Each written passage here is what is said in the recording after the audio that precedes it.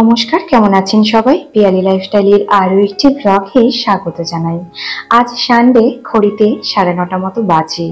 সকালের বাসি কাজবাজ সেরে নিয়ে চিনিকে খাওয়া দাওয়া করিয়ে এখন ঝটপট করে চলে এসেছি রান্নার কাজে হাত লাগাতে। আর প্রথমেই ভাবলাম যে সবজিটা আগে চটপট করে কেটে নিই, তারপর ঝটপট করে রান্নাটা করে নেব। কারণ আজকে সানডে হলেও দীপকের ছুটি নেই। প্রতিদিনকার মতোই ওই সকালে রান্না করতে হবে, দীপক খেয়ে যাবে এখন অফিসে।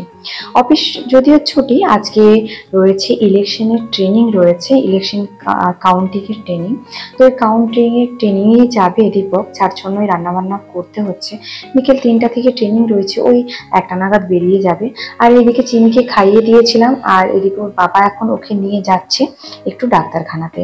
কারণ ওর ঠান্ডাটা কয়েকদিন ধরে বেশ রয়েছে, ওষুধ খাচ্ছিল, ওষুধগুলো শেষ হয়ে গেছে। যার জন্য বাবাকে বললাম যে যাও আরেকবার ওকে নিয়ে গিয়ে ডাক্তারটা দেখিয়ে ওষুধ নিয়ে চলে আসো। যার জন্য ওর বাবা এখন যাচ্ছে ওকে নিয়ে। আগের দিনে যাওয়ার কথা ছিল বিকেলে, তো ওর বাবাও ঘুমিয়ে গিয়েছিল, ও ঘুমিয়ে গিয়েছিল, যার জন্য আর যাওয়া হয়নি, ভুলে গিয়েছিল। তো ওই জন্য সকালবেলায় আজকে ওর বাবা মনে করে বলছে যে আগে ওষুধটা এনে দিই, তারপরে বাকি কাজ হবে। তো ওকে ওইদিকে খাইয়ে দিয়েছি, ওর বাবাও খেয়ে নিয়েছে, আর এখনও যাচ্ছে ওষুধ আনতে। আর সেই সুযোগে আমি যতটা কাজ এগিয়ে রাখতে পারি ওই জন্য চটপট করে সবজিটা কেটে নিচ্ছে আর রান্নাটা চাপিয়ে দেবো। ও তো থাকলে মানে কি মারাত্মক লেভেলের যে বদমাইশি করে, কি আর বলবো। সবসময় তো সবটা আপনাদের সাথে ক্যামেরায় বন্দি করে দেখানো সম্ভব হয় না। সেদিনে কি করেছে জানেন? আমার শোকেসের মধ্যে কাপ ছিল, কাপগুলোকে ভেঙে নিয়েছে, ভেঙে শোকেস থেকে আবার একটা ট্রে বের করে সেই ট্রেতে করে কাপগুলোকে গড়িয়ে বাইরে ফেলতে গিয়েছে। মানে কি মারাত্মক লেভেলের বদমাইশি করে সেটা আপনারা না চোখে দেখলে একদমই বুঝতে পারবেন না।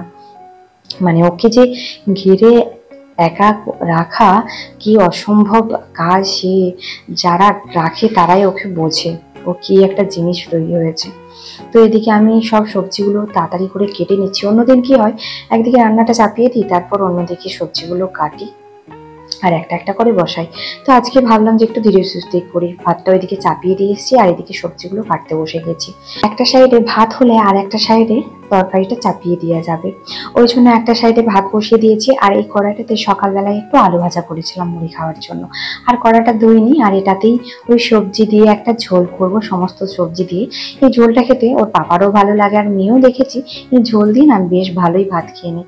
সমস্ত সবজি একটু একটু করে দিয়ে দিয়েছি, আর কিছু সোয়াবিন দিয়ে দেবো এর সাথে। তো ভালোই লাগে ঝোলটা খেতে। আর ওর দেখেছি এখন ডাল দিয়ে না বেশি একদমই ভাত খেতে চায় না, ওকে ঝোল হলে না বেশ ভালো ভাতটা খেয়ে নেয়।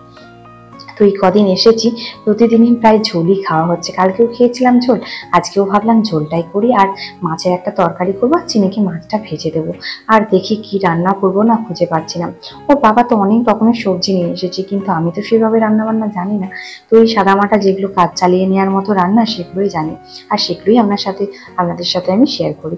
তো এইটাকে আমি এখন সিদ্ধ করতে দিয়ে ঢাকা দিয়ে দিয়েছি। আর সকাল থেকে অনেক বাসন রয়েছে, এই বাসনগুলোকে এখন ধুয়ে নিতে হবে। মানে বাসনের স্তূপটা দেখেছেন কতটা হয়েছে, আর এই বাসনগুলো ধুতে গেলে আমার যেন মাথায় হাত পড়ে যায়। আমাকে একদমই বাসন ধুতে ইচ্ছে করে না, কিন্তু কি আর করা যাবে, এখানে তো আর মা বোন নেই যে বাসনটা ধুয়ে দেবে। তো নিজের বাসনটা নিজেকেই ধুতে হবে, যার জন্য ওই জন্য এখন বাসনগুলো ঝটঝট করে ধুয়ে নিচ্ছি।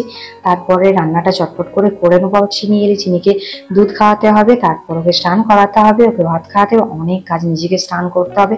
যদিও বাবা থাকলে ওকে একটু দুধটা খাইয়ে দিই, আর ওর বাবার কাছে জানেন তো একদম খেতে চায় না। বাবাকে মানে এতটাই মানে মেয়ে আহ্লাদি হয়ে গেছে বাবার কাছে শুধু দুষ্টুমি ছাড়া আর কিছুই করতে চায় না। তো চলুন এখন ঝটপট করে বাসনগুলো ধুয়েই নিই। সকাল থেকে যাবতীয় খাওয়া বাসনগুলো রয়েছিল, আমি না কি করি, যখন একটা একটা করে বাসন করে সবগুলো একটা একটা করে ধুয়ে নিই। আজকে কি হয়েছে, সবগুলোকে রেখে দিয়েছিলাম একসাথে ধোবো বলে। তো এদিকে বাসনগুলো ধোয়া কমপ্লিট করে নিয়েছি, আর এখন ভাতটাও নামিয়ে নিয়েছি। আর আজকে কি কি রান্না করছি আর সেভাবে শেয়ার করতে পারবো না, প্রচন্ড গরম। তো যাই হোক, আজকের ব্লগটা বেশি বড় করব না, এখানেই শেষ করব। সারাদিন ভেবেছিলাম পুরো সবকিছুই শেয়ার করবো, তো ভিডিও ক্লিপ নিতে না একদমই ভুলে গেছিলাম। চলুন আজকের ব্লগটা এখানেই শেষ করে ফেলি। আর আজকের ব্লগটা কেমন লাগলো কমেন্ট করে জানাতে ভুলবেন না, ভালো লাগলে একটা লাইক দিয়ে দেবেন। নতুন বন্ধুরা অবশ্যই চ্যানেলটিকে সাবস্ক্রাইব করে পাশে থাকবেন। সবাই ভালো থাকবেন, সুস্থ থাকবেন, দেখা হবে খুব তাড়াতাড়ি নতুন আর একটা ব্লগের সাথে।